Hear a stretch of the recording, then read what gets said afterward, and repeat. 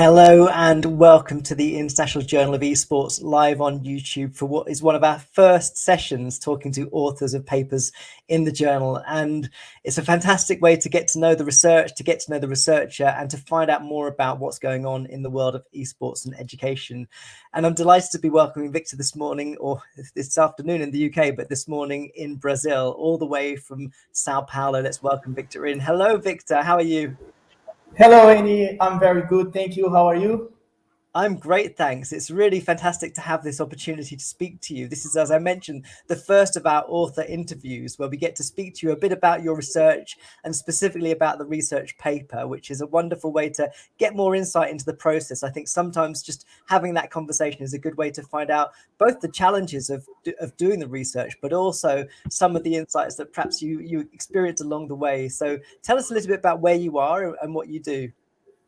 Thank you so much for the invitation. It's my pleasure to be here and to start these kinds of interviews. I hope you have very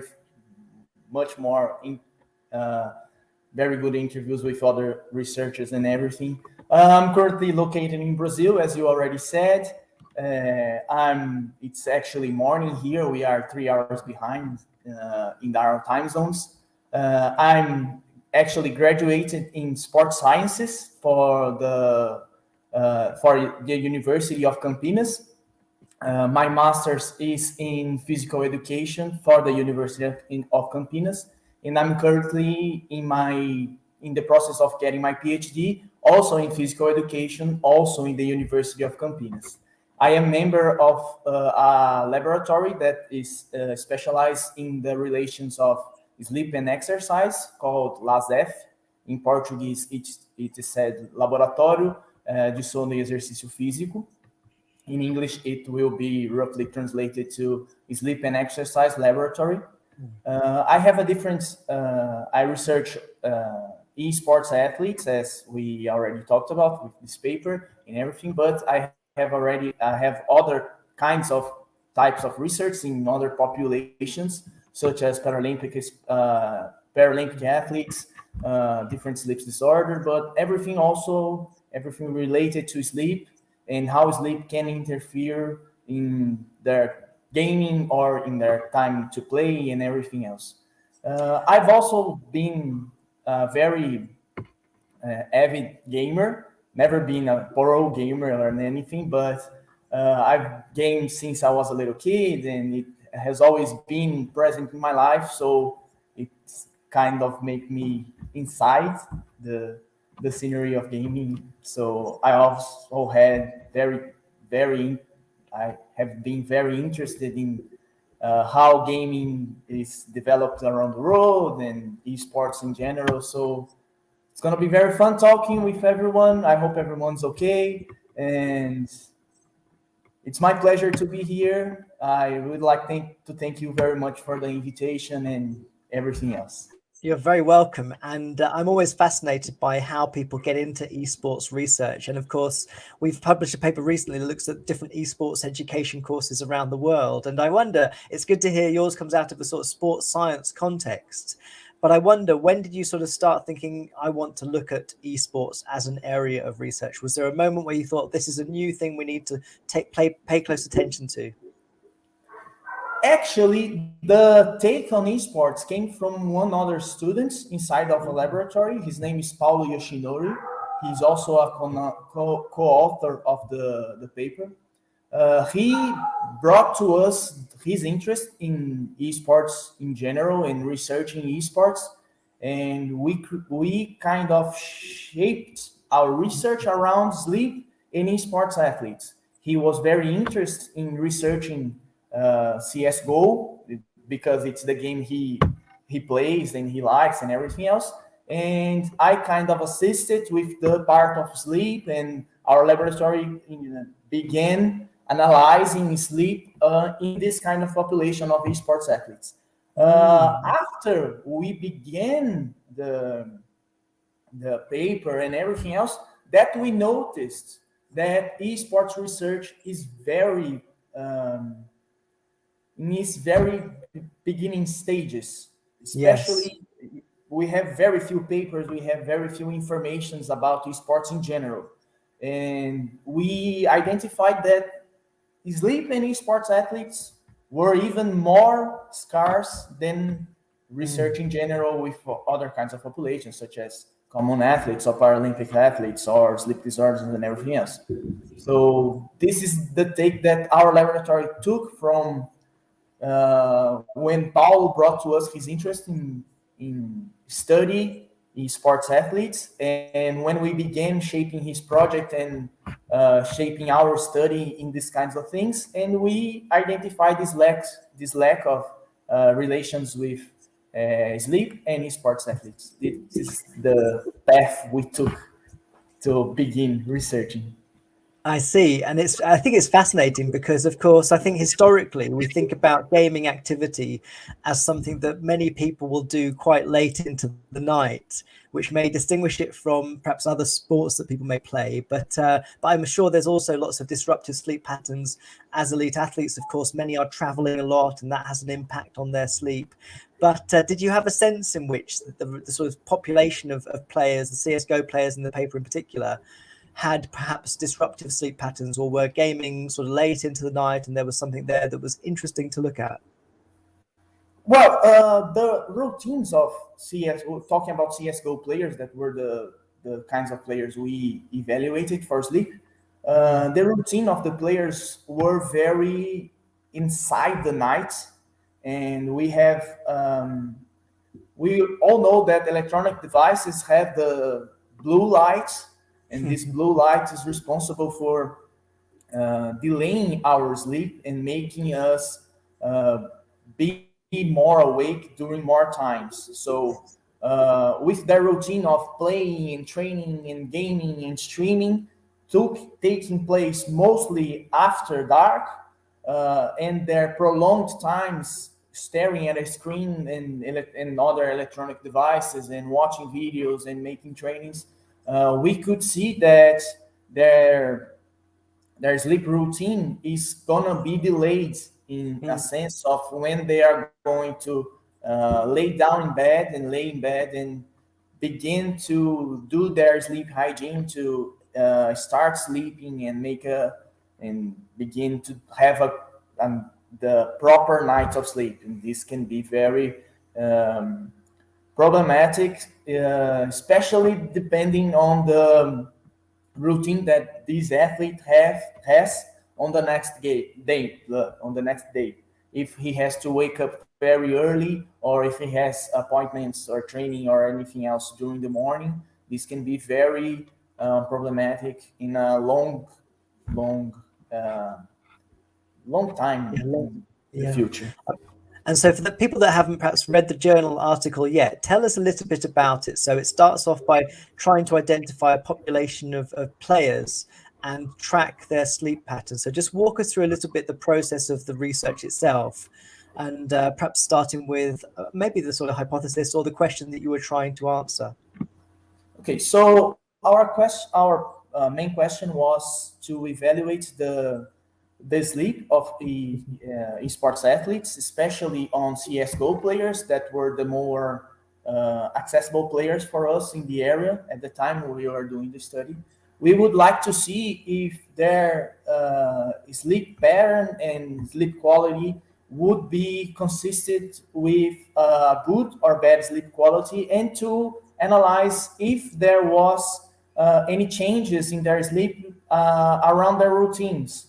Meaning, we would like to see if their sleep would change if they were gaming or doing their in Monday, Tuesday, Wednesday, Thursday, Friday, Saturday, Sunday. And for that we use different questionnaires to analyze these kinds of things. We use mostly subjective questionnaires because of the timing of the research and everything else. But we would like to see if the quality of sleep would be good or bad, and if their sleep routine would change depending on the day and everything else. So this is our primary goal. And these were, so the participants, what ages were they? What was the population like? We had CS:GO players in their teens, meaning they were around 16 to 23 years old. So they were mostly competing in high levels of the CS:GO tournaments and classifications. They would need to have a gamers club level of 20. That is the biggest, highest gamers club level. And also they would need to present to us the highest CS:GO ranking competitively. So we were researching the top players in the competitive scene and everything else. So this is how we screened our gamers to participate in our study. Gamers that did not have one of these, both of these levels, could not enter the sleep evaluation. So we could maintain a very homogeneous types of players that were in the top classifications and everything else. So and we reached these players around the city of Limeira, Campinas, and São Paulo. So we reached around our university and places that we know have very established and very good esports teams as well. And that age range is quite varied. So I imagine the sorts of lifestyles that they had were quite different. Is that correct? Yes, we have players that were enlisted starting university. They were in the beginning years of university as freshmen and everything else. And we also had players that were already working and had their responsibilities of maintaining workplace and going to work and everything else. So we had this big gamma of different routines around these players. We have university students that primarily study at night, so they begin having classes at 6 o'clock and ended at 22, 23 o'clock, 11 at night, and then went home, games during the evening and everything else, went to sleep around 6 a.m., woke up at 5:30, took a shower, ate something, school again, university again, and repeat. And we also had the gamers that were playing during the night and also had to wake up at 7 a.m. to go to work and everything else. So it was nice to see that the different ages impacted showed us that they have different kinds of sleep qualities of sleep and everything else. Yeah, and we'll get into some of the findings in a moment. But I think just sticking with the sort of research process, how long were you then working with these participants? Was it a sort of pre and post test questionnaire, or how was the process of capturing those subjective impressions? Our questionnaires are were mostly responded twice. So they began answering the questionnaires around our questionnaires. They record sleep mostly 1 month before the sleep and on the month prior to sleep. So when we give the questionnaire, he is remembering when answering everything. He's talking about his sleep a month before the day that he is responding. So we try to see that if these athletes, the sleep of these athletes are, how are they responding to everything. So we gave these questionnaires, and we could evaluate if there were any changes around when they answered and the first and the second time and everything else. So our idea was to see if the subjective quality is on par on both times and everything else. And so then let's get into some of the results of this. So what did you find? What were the sort of key findings for you? Our key findings were that depending on the age of the athlete and everything else,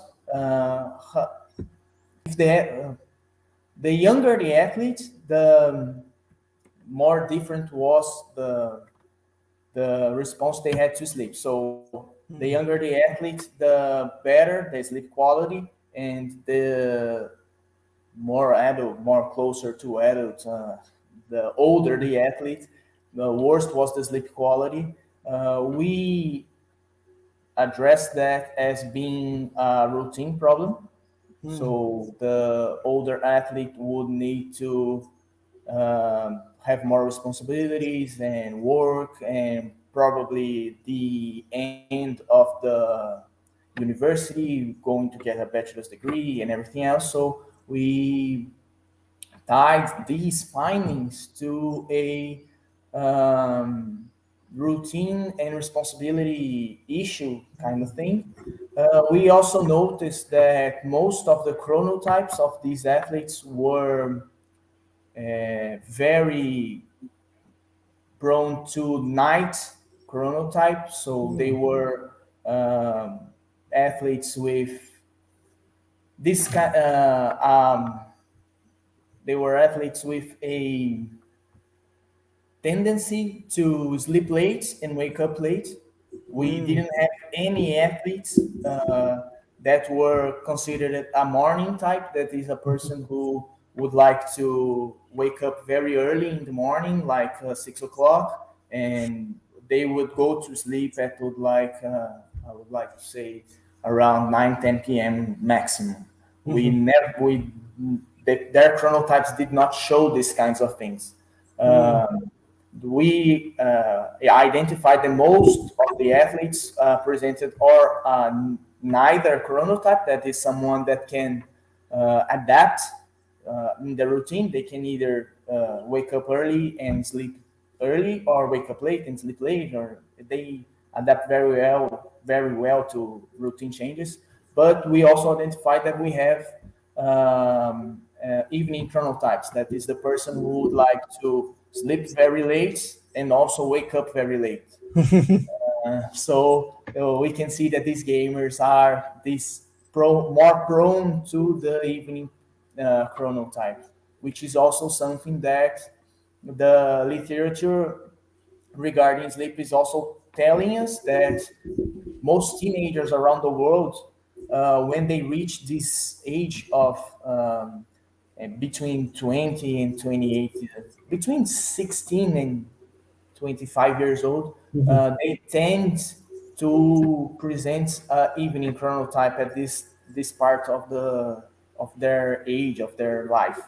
Um, and this is something that we observed in our research as well.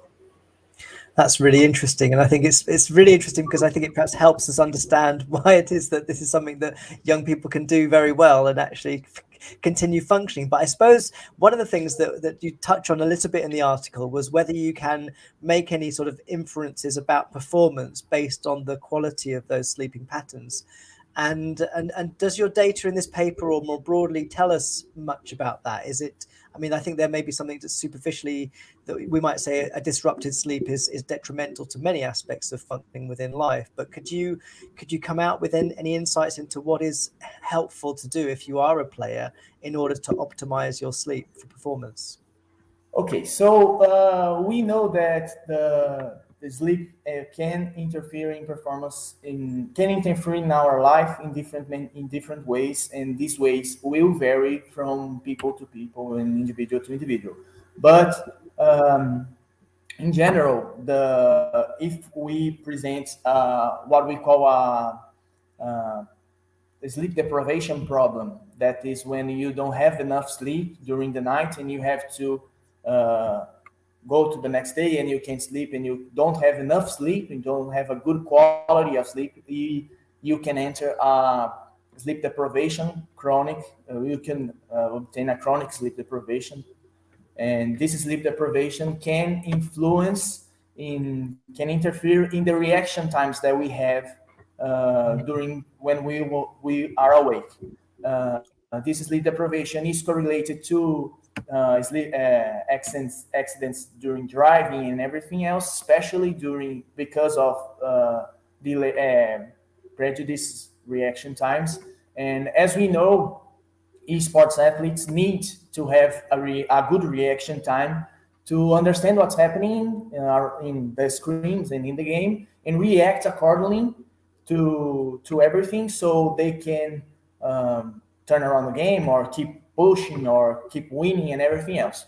With the sleep deprivation, if it becomes a chronic problem for these esports athletes, their reaction times most likely will be diminished or impacted in a negatively way.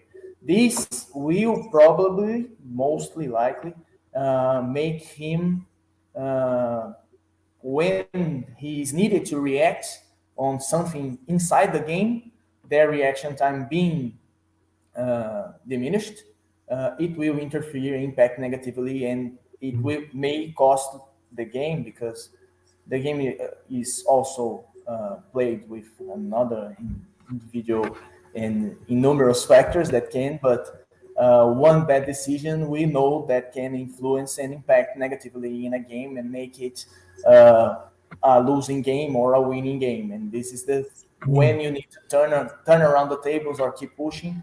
If you don't have a reaction time accordingly, you will probably lose, and it can impact tournament placements and premiations and everything else. And presumably the determination of being sleep deprived is a subjective determination. Is that correct? I'm sorry, I did not understand the question. So I'm just wondering how we determine whether somebody is sleep deprived, and is it essentially on the basis of that subjective assessment, whether you feel that you're deprived of sleep? Is that how we assess it? Yes, with the questionnaires, we can assess if the person is presenting a good sleep quality and sleep. We have different parameters of sleep quality, so we have to analyze total sleep time. We have to analyze sleep latency. That is when you are laying in bed, but you are not sleeping. You are in the process of laying and sleeping.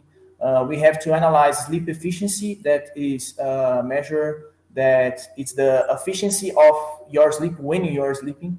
So this measure goes from 0 to 100%.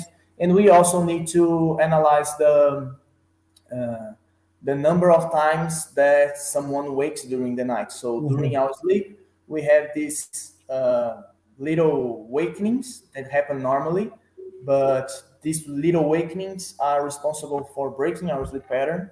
And when they happen, we have to start our sleep pattern again. We don't notice them happening, but it's normal for them to happen. So depending on the number that these occurrences happen, it can also interfere negatively in your sleep. Same as sleep efficiency. If we have a very low sleep efficiency, if the sleep efficiency of these individuals are lower than 85%, according to the literature nowadays, we classified their sleep efficiency as poor sleep efficiency. So they don't even sleeping. They are not sleeping. Their sleep cannot hold a very good process of recovering our body. So Okay. when we are sleeping, we are not recovering ideally, so we can begin the next day and go our wake times without feeling drowsy or without feeling that we really need to sleep and everything else. With sleep latency, we are not supposed to have a sleep latency higher than 15 minutes. So the ideal is to lay down in bed and start sleeping with maximum 15 minutes. If it goes too much, we can infer that with higher sleep latency, this person is delaying their initial sleep time and everything else. So it can impact in other sleep disorders and all kinds of things. That's so interesting to hear that, because it really, I think, is of practical use to people as well. And I'm sure one of the challenges with clarifying those times is that, of course, people often lay in bed with their mobile phones and sit around, and it affects all these patterns. But I wonder if anyone is watching that is a player, how can they sort of make some assessments of how much sleep they're getting? I know that, of course, lots of wearable devices now allow people to track the quality of their sleep, but do you have any advice for players in terms of being able to monitor their own sleep? Because if we conclude, as you do, that in fact it has a detrimental impact on performance to not be sort of mindful of your sleep, what can you do to actually try to make sure that you are getting the right quality of sleep? Okay, so the wearable devices are a very good thing for people that are trying to monitor their sleep in a daily to daily basis. They are very good at knowing when you started sleeping and when you ended sleeping and everything else. We have to be careful with some of the measurements they present, but that's not the point because of everything else. So if you are sports athletes and you are trying to monitor your sleep, what I would recommend is that you have a good sleep hygiene before you go to sleep. So when you are laying down in bed, try your best not to use your mobile phone because it will impact your sleep negatively. If you can, do not eat unhealthy or very unhealthy food and these kinds of foods that are very have very kind of high high high calories and Sugar. everything, Yeah. like McDonald's, Burger King, these Yeah. kinds of things that we like to eat during the night. I would recommend that you do not eat while laying down in bed because our body knows that the bed should only be used for sleeping.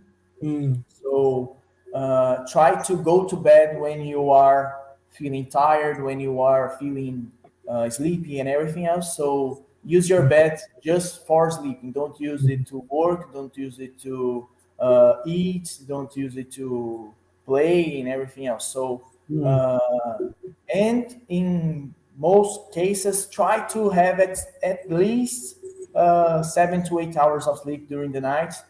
Sometimes it's not easy.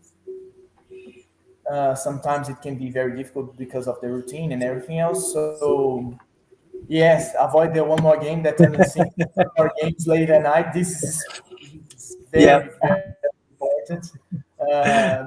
That when you are gaming and it's already I don't know 2 a.m. and you know let's go just one more because I want to win and then you lose the seven, eight, nine games after. So you need to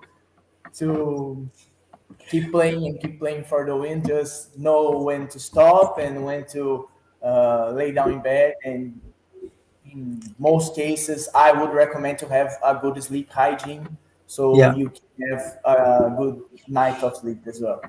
Yeah, well, I mean, it's been fantastic speaking to you, Victor. I think we've covered so much territory, and I think it's really useful for people to hear what they need to do and how much it has an impact on their performance as well, not necessarily just in the playing of esports, but also just in life more generally. So we're at the end of our podcast, but thank you so much for joining for this first one, and I look forward to seeing where this work goes in the future. What's next for you in terms of your research? Where are you going with your research now? Our research is working. We would like to work with esports athletes with more objective sleep parameters. So we have some equipment that we can use that will measure their sleep objectively and tell us when they are sleeping and when they are not sleeping. One of them is the actigraphy. That is an equipment that we use. It would be very interesting for us to analyze their sleep also um, subjectively and objectively and compare both of their parameters to see if the esports athletes how they think about their sleep and how is actually their sleep. So we can try to correlate these kinds of things, and we can also try to correlate with some of the reaction tests that we have nowadays to even in the computer and everything else. So we can see if the esports athletes that are showing poor sleep quality, both subjectively and objectively, if they are also presenting poor reaction times, and if their sleep improves in the future, how did the reaction time change? Did it change or did it not change? We still need to evaluate these kinds of things and see if poor esports athletes with poor reaction times are the ones that are not sleeping correctly, and if the esports athletes that have a good sleep quality and quantity are the ones that are presenting good reaction times. Yeah. Well, as with all esports research, there is so much more to do. But thank you so much for being here. And yeah, wonderful to connect with you over in Brazil today, and have a wonderful rest of your day. Thank you so much for your invitation. I'm very pleased and very honored to be here with you guys today. I hope you have a very good evening, have a very good day, afternoon, evening, and a very good week. Thank you so much for everything, for inviting me to be here. Pleasure. Take good care, Victor, and see you soon. You too. See ya. Bye-bye.